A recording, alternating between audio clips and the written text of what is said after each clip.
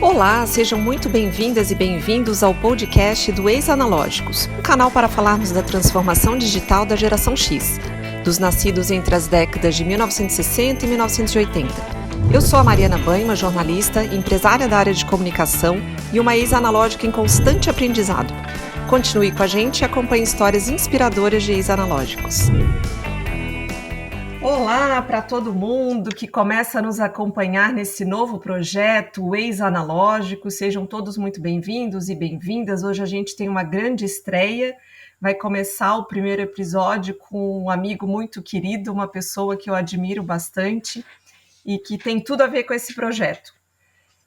Carlos Altafini, seja muito bem-vindo. Obrigada por ter aceitado esse convite para estar aqui conversando com a gente sobre um pouquinho da tua experiência aí de ex-analógico para um cara digital.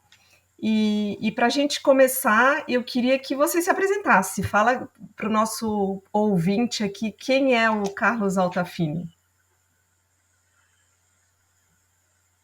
Legal, Mariana, muito obrigado por esse convite. Primeiro, antes que eu me apresente, eu quero agradecer por esse convite e desejar aí boas vibrações para esse projeto, vida longa a esse projeto dos ex-analógicos. Conte com a gente sempre e é um prazer estar aqui. Bom, você pediu que eu me apresente. A apresentação de veterano sempre é complicada, hein? Não, segura aí, porque primeiro eu sou nascido no Rio Grande do Sul, com metade da família gaúcha, metade catarinense, todos são contadores de histórias. Então eu adoro contar história, então vai ser um desafio para você me segurar aí. Vamos lá. Então eu vou te dar um... Diga. Não, eu vou te dar um início aí para ficar mais fácil, porque eu acho que é legal a gente contar o contexto, como a gente se conheceu, né?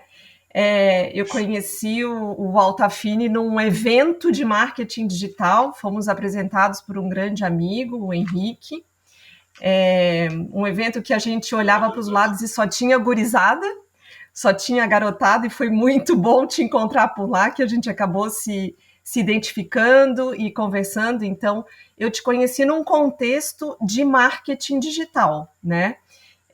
Isso foi bem bacana, e eu acho que de repente você começa se apresentando por aí.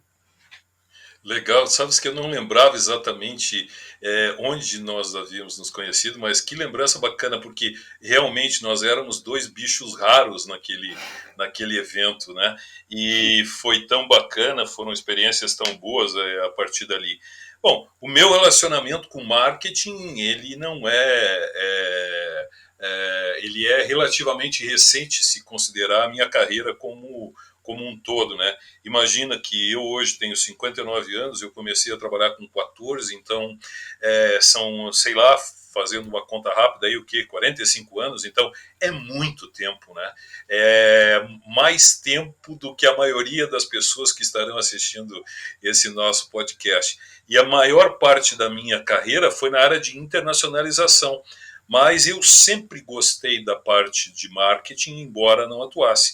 E a partir do momento que eu enfrentei o meu processo de transformação digital, que começou lá em 2013 por aí, o marketing veio com tudo, porque ficou super claro para mim naquele momento que sem marketing, se eu já sabia antes, mas a partir dali, né, com a história do digital, ficou muito mais claro que vendas e marketing têm que caminhar juntas, e foi a partir daí que eu jamais menosprezei essa ferramenta tão importante, né, essa coisa tão importante que é o marketing. E, bom, muito, muito legal. A minha jornada, como eu te disse, é longa, né? E no marketing aí, sei lá, desde 2013, envolvido com essa área. Então, em que momento, assim, que eu acho que é legal a gente entender, sabe aquela história de dar o clique, assim, né? Da gente perceber que, opa, preciso me atualizar, preciso entender de coisas, de um mundo onde eu não nasci, né? Não fui criado, não estudei, não fiz a minha vida acadêmica, a minha vida profissional, e estou tendo que correr atrás. Então, a gente nasceu analógico, né? e teve que entender isso tudo. Vou contar rapidamente o meu, tá? Só para entenderes, assim, de repente a gente bater esse papo é legal. Eu me dei conta disso num dos primeiros RD Summits que eu fui, acho que 2013 ou 14. Fui lá de curiosa, né, para entender o que estava se falando, o que esse tal de inbound marketing. E aí caí numa palestra lá do meu amigo Rodrigo Lócio, que foi o único nome que eu Nosso conhecia amigo, também né? ali. Isso. Isso. O único nome que eu conhecia entre aqueles palestrantes todos, eu falei, opa, vou lá, né? Porque eu acho que eu vou me identificar. Eu trabalho com assessoria de imprensa há muitos anos, alguma coisa de assessoria de imprensa vai vir nessa palestra, né? E aí eu cheguei um pouco atrasada, sentei lá, era lá no centro de eventos, no Centro-Sul, e aí sentei, e aí tinha um slide ali do Lócio com um funil de vendas, né?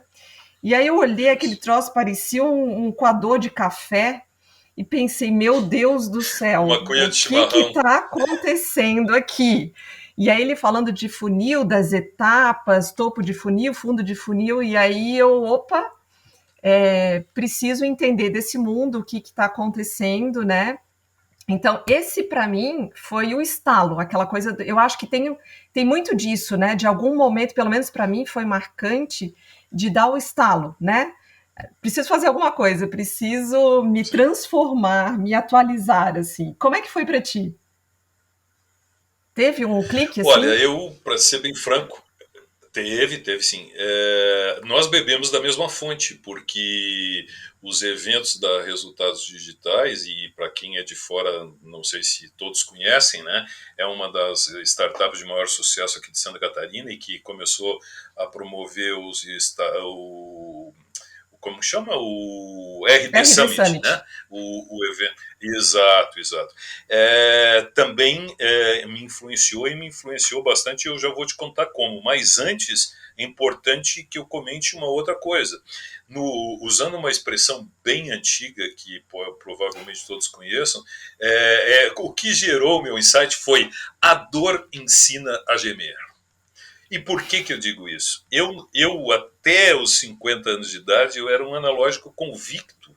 Eu vinha tendo sucesso até ali sem utilizar essas novidades que surgiam, né? Para dar um exemplo assim, eu passei batido na época do Orkut. Eu não cheguei. Quando eu entrei no Orkut, acabou o Orkut. Né? Eu Idem. trabalhava lá em 2000.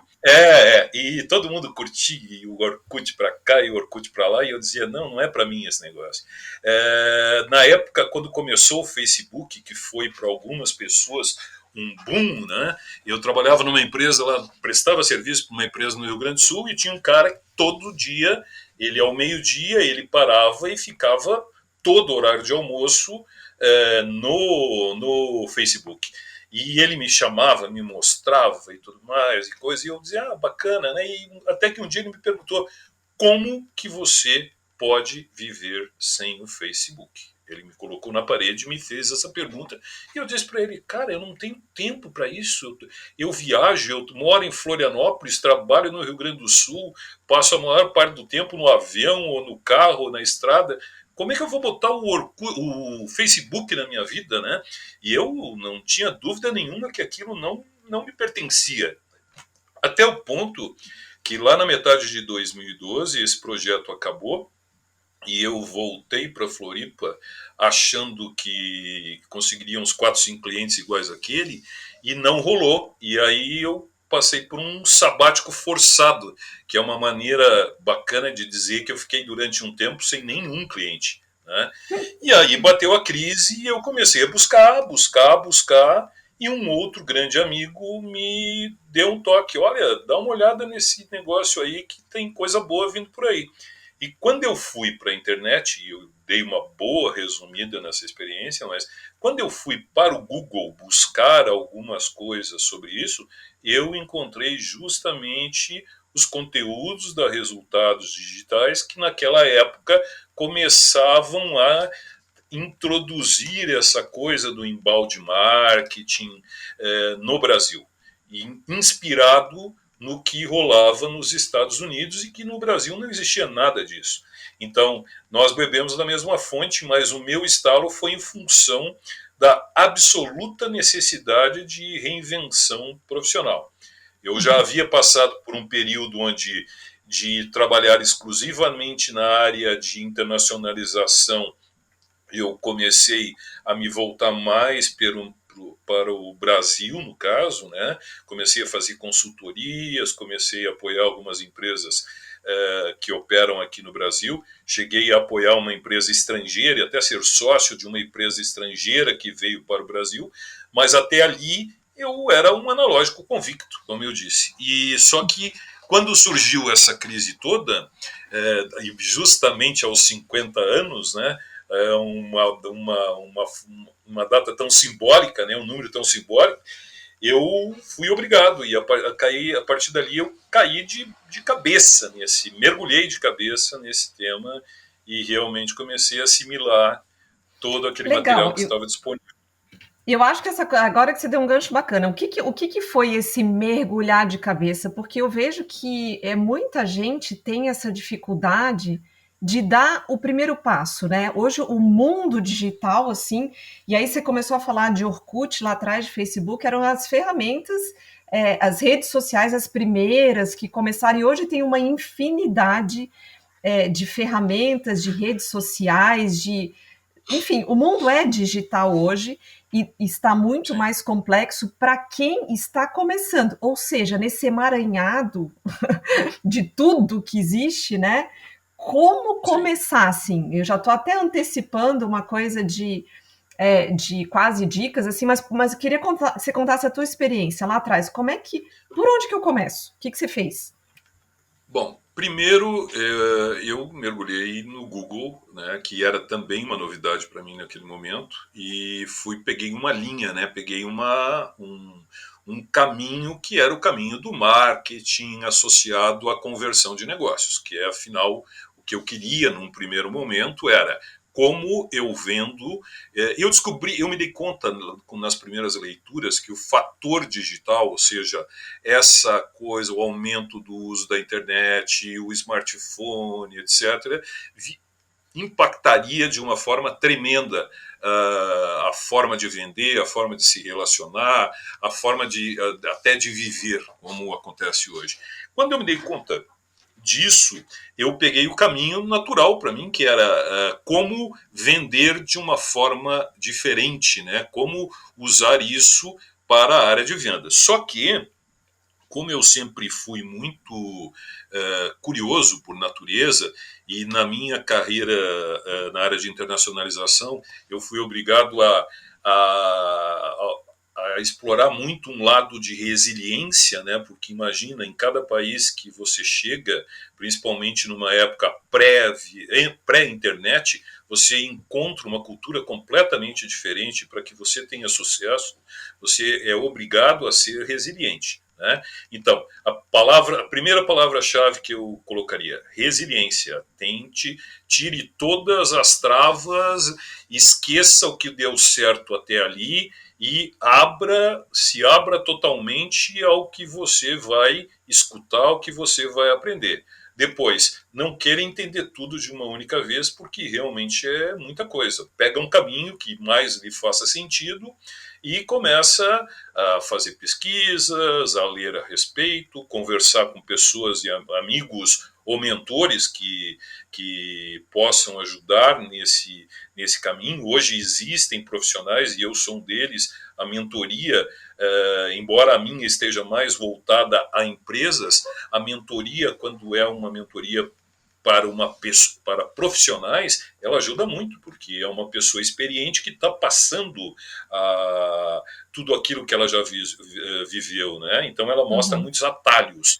Eu tive muita sorte na vida como um todo de ter mentores antes do digital e depois do digital. Algumas pessoas que me abasteciam de dicas, né, e que lê isso, veja aquilo, vão participar de tal evento, e isso me ajudou muito. Eu sou muito grato a essas pessoas. Então, não tenha medo de pedir ajuda. É o outro ponto importantíssimo aí, na minha opinião. Legal.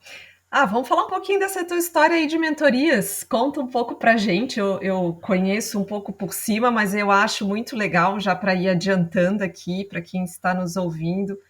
O Altafine é um cara que faz várias mentorias, inclusive algumas voluntárias, para startups. E aí, queria que você contasse um pouquinho dessa experiência. Como é que é estar um cara, né, veterano, como é que é estar no meio de um monte de startups que geralmente são lideradas por pessoas mais jovens, talvez alguns millennials aí, e aí você está lá no meio dessa gurizada como um mentor. Como é que é essa Olha, relação? é Conta uma pra gente. experiência muito bacana.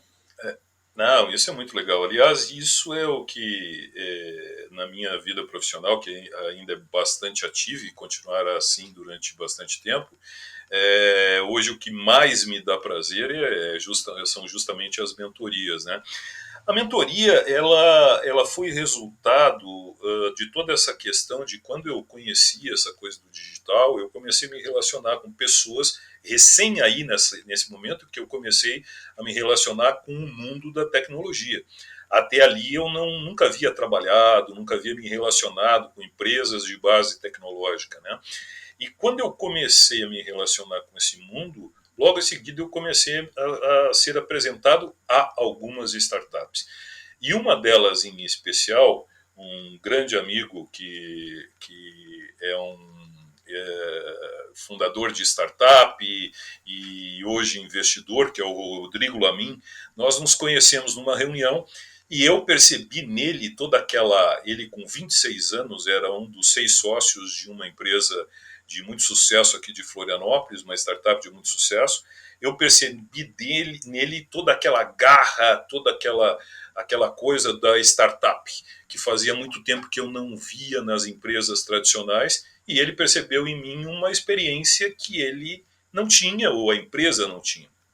E me chamou para uma conversa, e eu acabei, sem tratar isso como mentoria, porque na época, em 2014, ninguém falava em mentoria no Brasil, mas eu acabei ficando um ano indo diariamente nesta empresa, ou eu ia pela manhã, ou eu ia pela tarde, em alguns momentos eu ficava todo dia, e numa relação de troca muito bacana, onde eu passava um know-how de negociações, de abordagens B2B com outras empresas, toda a minha trajetória, né, toda a minha história para eles, e eu aprendia com eles a realidade de uma startup. Imagina só o efeito que me causava quando eu via um desenvolvedor no meio do dia jogando FIFA para dar uma relaxada. E muitas vezes até com um dos sócios da empresa, 3 ou 4 no meio do trabalho, jogando PlayStation. E eu dizia, meu Deus, que mundo é esse? Então foi todo um processo de descoberta. Né? Uhum. Essa empresa, naquela época, tinha 18 funcionários, hoje ela tem quase 300. É uma empresa que já recebeu investimentos e é muito forte, um projeto que deu certo. Então, na época, eu entreguei muita experiência e hoje eu vejo isso como uma mentoria, mas também aprendi muito com eles da dinâmica de uma startup. Foi aí os sócios na época, 6 sócios, todos com 26 anos, e os outros 12 colaboradores, todos jovens como eles. Né? Uhum. Então, no meu caso, foi eu tinha 52 anos na época, foi uma forma até de rejuvenescer, porque eu fui obrigado a me adaptar e foi muito legal. 2 anos, isso durou um ano, depois eu passei a ser parceiro e até hoje eu sou parceiro comercial dessa empresa, né? E em 2016 eu fui convidado para um projeto de mentoria, que é um projeto de mentoria voluntária no Brasil, que talvez seja o maior projeto de aceleração de startups, que é o Inovativa Brasil. E eu comecei com um evento regional e desde o primeiro evento eu adorei conhecer novos projetos, cada startup trazendo algo novo, e aquilo virou algo que eu fico esperando todos os anos, né? Então, quando você disse que eu já atendi algumas startups de forma voluntária, eu te diria que a maioria das startups que eu mentorei foi de forma voluntária. Eu Que devo ter bacana. mentorado de 2016 para cá mais de 100 startups. E faço isso com o maior prazer e, tendo ou não tendo tempo, eu acho uma forma de fazê-lo, né?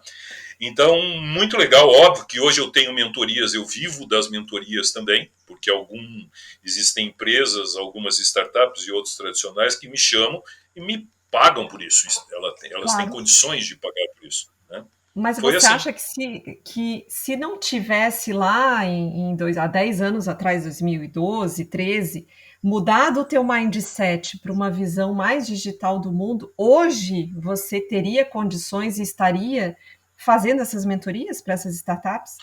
De maneira alguma, é impossível. Se você não tem uma diferença de idioma aí, eu tenho tido a oportunidade de, em alguns casos, sentar em alguns eventos com outros mentores da mesma idade que eu, inclusive alguns que vêm da área de tecnologia, mas que não passaram por esse processo de transformação digital tão forte como o meu, e eu percebo claramente a dificuldade que eles têm, em alguns momentos, em entender certas dinâmicas, a forma como essas empresas, como é que funciona a gestão nessas empresas, como é que elas encaram os negócios.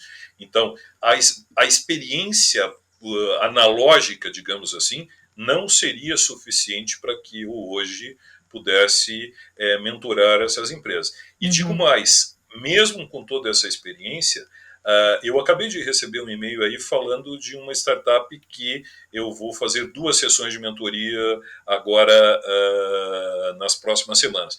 O meu processo para poder atender uma startup é analisar o site deles, ver qual é a tecnologia que eles estudam. Imagina que uma hora aparece uma startup que usa inteligência artificial, a outra é robótica, a outra é realidade aumentada, a outra é da área de biotecnologia, a outra é de IoT. E, obviamente, eu não conheço com profundidade todas Sim, essas áreas. Então, cada mentoria demanda uma preparação, muitas vezes uma pesquisa, para que eu entenda um pouquinho o processo, para depois sim entregar o que eu tenho. E uma característica do mentor é que ele tem que saber escutar. Eu falo sim, muito, mas eu aprendi a escutar muito também, né? Então, basicamente é isso. Não seria suficiente, legal. não, para ser mentor. Deixa eu te perguntar um pouquinho, eu queria falar da tua experiência aí com redes sociais, né? Você falou lá atrás, não entrei no Orkut, não senti muita falta de Facebook também. E eu sei que hoje eu já aprendi muito contigo, inclusive a gente já fez alguns trabalhos juntos aí com o LinkedIn, você usa muito essa rede para venda, né? Que é o teu foco ali de trabalho com o LinkedIn. Como é que você usa hoje rede social? Como é que você vê elas como uma aliada aí ao teu trabalho?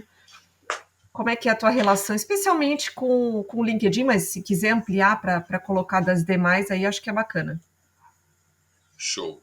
Bom, entrar no LinkedIn, no meu caso, foi muito natural porque na época, lá em 2010, quando eu entrei, era uma forma de ter um currículo, né? E como eu fazia consultorias na época, fiz lá algo muito básico, né?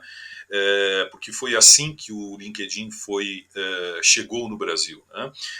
Com o passar dos anos, eu comecei a perceber que aquilo que antes eu fazia de forma analógica, eu poderia fazer utilizando o LinkedIn. Usando um exemplo básico. Uma vez eu saí do Brasil, lá em 90 e poucos, com uma missão de ir para a cidade do México e durante uma semana fazer uma prospecção de quais eram os principais fabricantes de cerâmica, os principais produtos, os principais distribuidores, preços praticados, etc, etc, saindo daqui sem um único lead, sem um único contato. Imagina pegar um avião e desembarcar na cidade do México, que é uma cidade enorme, com um idioma diferente, mas que eu já dominava, sem nenhuma informação, e eu Que ano que fiz foi isso isso, com a maior Altafim? tranquilidade. 92, por aí, quando eu trabalhava na Portugal. E a missão me foi dada na época pelo presidente, porque eu saí no final de semana, e no final de semana seguinte ele chegaria lá e gostaria de ver essas informações, porque nós seguiríamos viagem para visitar uma fábrica mexicana. Com muita naturalidade, o que eu fiz? Eu saí do avião, peguei o táxi. Durante a viagem até o hotel, eu já comecei a conversar com o motorista de táxi para fazer algumas perguntas básicas para ele, para saber Melhor onde que fonte, né? ficavam tais coisas. Primeira fonte. Segunda fonte, cheguei no hotel, almocei e fui para o quarto pegar a Páginas Amarelas. E aí o meu Nossa, critério de qualificação de lead, eu nunca esqueço disso, era o tamanho do anúncio nas Páginas Amarelas, porque eu comecei pelas fantástico. distribuidoras. A mesma coisa que chegar em Floripa e encontrar e querer fazer uma pesquisa desse tipo, se ainda existissem Páginas Amarelas, provavelmente iria encontrar lá um anúncio grande de uma Cassol, ou de Casas d'Água, outras, o Brightalk, Sim. algumas empresas do tipo. E a partir daí, telefone, entonação de voz adequada para conseguir superar as barreiras de uma telefonista e chegar a alguma pessoa de uma área X que pudesse me atender. E o que aconteceu? Deu certo, dava certo dessa maneira. Dava certo, né? Eu fazia com muita naturalidade. Uma semana depois, eu não me esqueço que eu entreguei um relatório bastante completo, manuscrito em folha de papel ao maço, porque na época não tinha nada, eu não tinha como datilografar isso, né?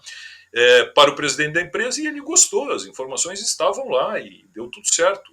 Então, essa era a forma anterior. Só que o LinkedIn hoje permitiria que eu acessasse o CEO dessa empresa, ou o diretor comercial, encontrasse esta empresa. Primeiro encontraria a empresa no Google, né?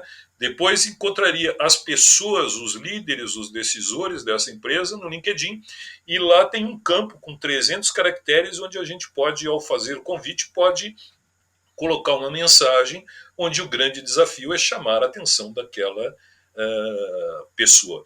Então, eu provavelmente colocaria: olá, Mariana, eu sou um executivo brasileiro que estou buscando no México parcerias com indústrias de cerâmica, como você teria interesse, poderia me atender no período tal, alguma coisa do gênero, e provavelmente teria algum sucesso hoje, né? Então, o Hoje é a LinkedIn, rede que você mais usa, né, Altafini? É o eu LinkedIn. entro diariamente, eu entro Uhum, diariamente no LinkedIn, eu abordo pessoas, eu sou abordado, não publico como eu gostaria por uma questão de tempo, porque afinal eu sou uma eu presa, né? Eu não tenho, por uhum, opção, eu estou no home office e não tenho equipe, eu tenho pessoas, familiares que me ajudam eventualmente em algumas questões, mas no dia a dia eu não tenho uma equipe, porque acho que não necessito. Em alguns uhum. projetos específicos, e você sabe bem disso, eu chamo pessoas amigas para colaborar nesses projetos, ou de forma independente, ou em algum caso junto comigo, né? Mas eu não tenho uma equipe. Nesse momento, não me interessa formar uma equipe de apoio. E o LinkedIn, sim, é uma ferramenta que eu uso diariamente. Agora, o Instagram também é uma ferramenta que me agrada, principalmente cada vez mais no perfil profissional. E óbvio que nós temos que estar sempre muito atentos às mudanças dos algoritmos, e parece que agora aconteceram algumas aí que mudam sempre a dinâmica, né? Mas hoje, quando eu conheço uma empresa, olhando pelo lado pelo outro lado, né? Quando alguém entra em contato comigo, a primeira coisa que eu faço é ver o perfil dela no LinkedIn. Se ela não tiver um perfil no LinkedIn, eu já fico desconfiado, alguma coisa errada tem aí. Se o perfil Aí, dela for desleixado, incompleto, eu já digo, tá precisando de ajuda. aí você Então é a tocou num visão do ponto cliente. importante. Você tocou num ponto importante. Eu vejo que tem muita gente, assim, da nossa geração que está na inércia, né, de não entrar nas redes sociais ou não ser muito ativo, porque também gera uma aflição você ter que, né? Ah, tem que postar, tem que acompanhar, tem que entrar todo dia, tem que estar no Instagram, tem que estar no Facebook, no Twitter. Eu queria que você falasse um pouquinho como é que você superou essa ânsia, essa coisa de não, vou escolher uma rede ou duas, você se cobra por ter uma presença digital ativa? Ou para você tudo bem? E como é que você encara isso? E como é que você daria sugestões para quem tem essa ansiedade? A sugestão é a seguinte: equilíbrio. Tá? A mesma coisa que eu digo em relação ao uso das redes sociais, ao uso do smartphone, a outras questões relacionadas aos costumes que mudaram em relação ao digital. Né? Eu hoje tenho alguns momentos que eu simplesmente afasto de mim o smartphone, porque se eu não afastar, eu estarei usando, né? As redes sociais, a mesma coisa. Houve um momento que eu dedicava os tempos, trocava o tempo livre para escrever e postar nas redes sociais. Eu gosto muito de escrever, você sabe disso, né? Mas eu hoje não tenho essa preocupação. Eu tenho a preocupação de estar presente, de estar ativo, mas eu não preciso ser o cara que publica todo dia. Mesmo que eu publique todo dia, não terá o alcance que eu imagino, porque eu deveria fazer uma estratégia muito mais forte e talvez impulsionar alguns posts para realmente ser visto dessa maneira, né? A concorrência nessa coisa do orgânico aí, de aparecer no Google, cada vez ela é mais complicada, né? Mas sim, eu me preocupo em manter as minhas redes sociais atualizadas. O que significa atualizadas? Se alguém agora entrar no meu Facebook profissional, vai perceber que eu fiquei um bom tempo sem publicar lá e sem nenhuma culpa, porque o meu cliente não está no Facebook. Né? Legal. Mas no Instagram eu procuro manter com publicações com alguma frequência, e no LinkedIn eu capricho um pouco mais, principalmente na interação com a minha rede. Eu tenho lá quase, eu acho que 8, 9 mil pessoas no contatos lá, ou seja, não é pouco. Então, quando eu vejo um post bacana que você postou, ou alguém que até não me conhece pessoalmente que tenha postado, eu vou lá, eu comento. Então, esse é o capricho, mas tem que ter um equilíbrio, que se você entrar naquela coisa de que eu tenho que montar uma equipe para fazer isso por mim, ok, se você tem orçamento, se você tem recursos e você é uma empresa, faça. Mas se você não tem, você é um profissional autônomo, não se preocupe tanto com isso. Publique só aquilo que é importante realmente, mas mantenha. O que não pode acontecer é assim: você já não presta mais um serviço e aí lá a sua rede social diz que você ainda faz tal coisa. Isso Claro, mostra um perfis desleixo, né? incompletos Uhum, também. uhum. Exato. Perfis incompletos Concordo também. contigo, Gu. Eu acho que o Complicam. LinkedIn hoje, para qualquer profissional, é o básico, né? Se é para escolher assim, ó, eu não quero estar em nada. Se tiver que escolher uma rede social, concordo contigo, tem que estar no LinkedIn, que é praticamente o teu cartão de visita, né, para o mundo Isso. profissional. É, Sim. e aí, se tiver que manter uma atualizada, também escolher a tua profissional, que é a tua vitrine, né? E o resto é Sim. quase acaba sendo um pouco, principalmente para os profissionais liberais, acaba sendo uma coisa um pouco mais leve, né? Não tanto aquela Sim. da obrigação. E Mariana, tem um outro aspecto também, né, que é uma maneira excelente de organizar o networking da gente, né, porque eu tenho na Sim, minha história profissional, tenho pessoas que eu tive muita relação e muita proximidade, mas depois de algum tempo eu mudei de empresa ou de trabalho e eu fiquei só com o e-mail dessas pessoas, e os e-mails mudam toda sim. hora. Na época não tinha nenhuma outra fonte. Então tem pessoas que se perderam no meio do caminho e tenho certeza que elas lembram de mim e eu lembro delas, mas às vezes não tem como achar, né? Acha lá. E se a partir do momento, a partir de 2010, não tem uma pessoa que eu tenha um contato profissional um pouco mais intenso que eu não, desde que ela tenha obviamente perfil no LinkedIn, que eu não convide para fazer parte da minha rede. Então, o meu networking está o mais recente está no LinkedIn. Uhum, Isso é bem bacana, né? bacana. Nossa, Altafine, se deixar, a gente vai ficar aqui algumas horas falando, tem muita história para contar. Eu queria já ir encerrando aqui a nossa conversa, mas sem antes fazer um agradecimento e assim uma menção ao teu trabalho, especialmente como mentor, né? Porque eu acho que o teu exemplo ele tem muito link com o projeto do Ex-Analógicos, não é à toa que você está estreando aqui esse canal, porque mostra o seguinte: você falou aqui que você deu o pulo, que você virou aos 50 anos, né? E É, isso tem menos de 10 anos, e em menos de 10 anos você se tornou um mentor de é verdade. startup, né? Falando de igual para igual com essa gurizada que está aí, ensinando para eles e também aprendendo. E eu acho que tem uma coisa muito importante que eu acho que você tem e todo mundo que nasceu analógico e buscou correr atrás dessa transformação digital tem a agregar muito, que é a experiência associada ao digital. Né? Então, a experiência do cabelo branco, né? A experiência dos anos que só a gente tem essa vivência que a Dos gente consegue acertos e erros, agregar. principalmente. Exatamente. É muito difícil para um mentor jovem que não tenha vivido tudo que a gente viveu passar uma experiência, passar uma visão, porque a gente já apanhou, já levantou, teve que fazer de novo, como você falou, os acertos e os erros. Então, essa visão que você tem com a tua experiência, com a tua bagagem associada ao que você teve que correr atrás de se tornar um cara digital, isso eu acho fantástico. Assim, é um exemplo e eu acho que uma inspiração para as pessoas que estão buscando, que estão querendo sair dessa inércia puramente analógica, né?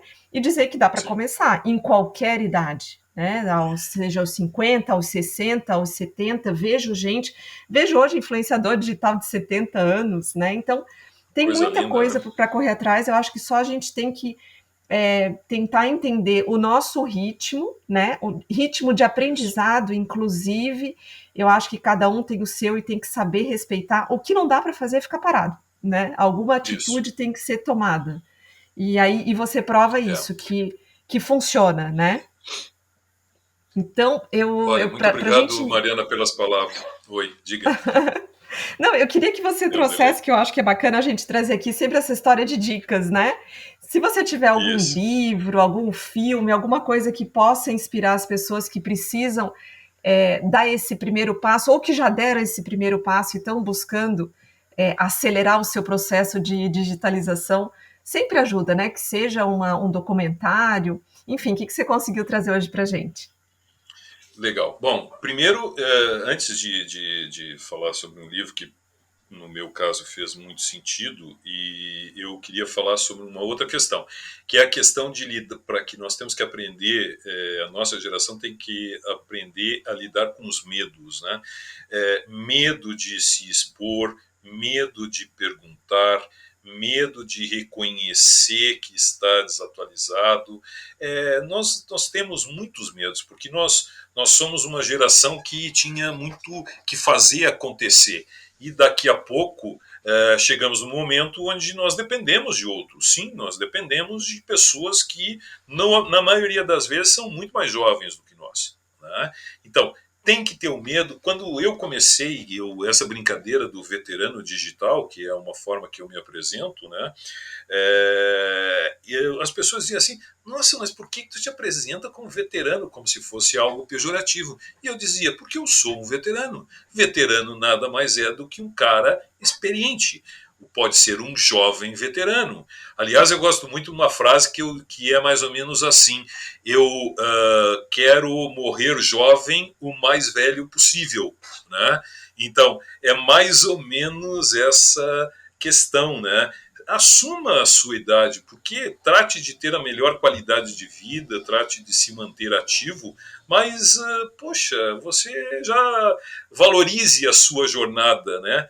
Então, essa questão para mim é muito importante. E eu também, o primeiro artigo que eu publiquei para um blog que hoje já não está operando, eu mandei para 3 amigos para ver para que eles criticassem, porque mesmo sabendo que não tinha erros de português e tal, eu tinha um receio né, de me expor para ver se as pessoas gostavam. E como o feedback foi bom, eu naquele momento perdi o medo de escrever qualquer material e publicar, ou num blog, ou numa rede social, sem problema nenhum. Né? Isso por um lado. Por outro lado, com esse monte de siglas e expressões estrangeiras e novas tecnologias, agora surgiu essa história aí do metaverso, que diz todos nós estamos, mesmo nós que já nos transformamos, estamos tentando entender, né? E que é um grande Uhum. desafio. Mas mesmo antes disso, tem uma linguagem muito diferente e é muito difícil a gente entender, por exemplo, como é que a internet das coisas vai afetar a minha vida, a sua, os governos, a sociedade como um todo, ou a parte de robótica, por exemplo. E existe um livro que eu recomendaria, que é A Quarta Revolução Industrial. Ele é um livro que foi editado para o encontro, foi escrito, publicado para o encontro do Fórum Econômico Mundial em 2016. Ele sempre acontece, eu acho que é janeiro, se eu não estou enganado. E o autor, que o nome dele é o Klaus Schwab, Schwab. Ele é o Não, nós vamos fundador colocar do depois Fórum Econômico. depois deixar ali nas dicas o nome Faça isso. certinho. Este livro, ele pega as tendências, considerando o cenário lá de 2016, ou seja, 5 anos atrás, ele pega as principais mudanças tecnológicas que já eram faladas naquele momento e mostra claramente, isso é resultado de estudos, o que elas afetariam, que tipo de prejuízo elas poderiam, que tipo de riscos elas poderiam gerar para o nosso status quo atual, né? Que benefícios elas trariam, impactos para a sociedade, governos e as pessoas. Então, foi quando eu li esse livro, e é um livro fácil, um livro de 100 páginas, né? Para quem não tem conhecimento nenhum, talvez precise pesquisar um pouquinho, mas não é um livro pesado. Ele junta todas as pontas. E aí eu fui entender a diferença entre inteligência artificial e machine learning. Estão tão próximas em aprendizado de máquina, que chamam, né? Sim. Então são coisas que esse livro ajuda. E depois, para fechar, tem aquele outro filme lá, O Senhor Estagiário, também, que não é Fantástico. novo, mas que aquele filme é Aquele filme é imperdível, né? ótimo. Porque Sim, com o mostra o delírio, lado né? da humildade necessária, exatamente. Eu acho E eu ótimo. não havia me Agora, muito preparado bacana muito mais, esse. não pesquisei, mas é isso. Mas muito bacana esse livro, porque ele é a prova de qualquer analógico que queira começar, né? Ou seja, é Exatamente. um start Pode para ser o ponto de qualquer um, partida. né? Independente do nível de maturação tecnológica, né? Da, da, da pessoa. Então tá, meu caro, queria te agradecer de novo esse papo que foi muito bom. Já fica aberto aqui também o convite para outros, porque acho que a conversa dá para a gente evoluir, inclusive partilhar com outros convidados aí, que tem muita coisa para a gente falar. Mas te agradecer e é uma honra estrear esse projeto aqui com essa conversa muito produtiva com o Carlos Altafini, nosso veterano digital. É Obrigada. isso aí. Depois coloca lá os meus contatos na descrição lá, que vai ser o maior prazer. Se alguém quiser Ótimo, trocar uma com ideia a certeza. respeito, eu sempre estou aberto e vai ser um prazer muito grande. E, mais uma vez, vida longa esse projeto. Esse projeto tem um propósito muito importante, muito importante. Tem muita gente Sim, boa que está ficando de fora. Muitos deles não, até nem necessitam trabalhar, mas estão ficando alheios a tudo que acontece, exatamente. e isso não é bom, né? Então, vida Exatamente. longa esse projeto, vamos que vamos, estamos à disposição por aqui e serei um apoiador com certeza desse projeto. Conte comigo. Tá bom? Obrigada. Grande abraço.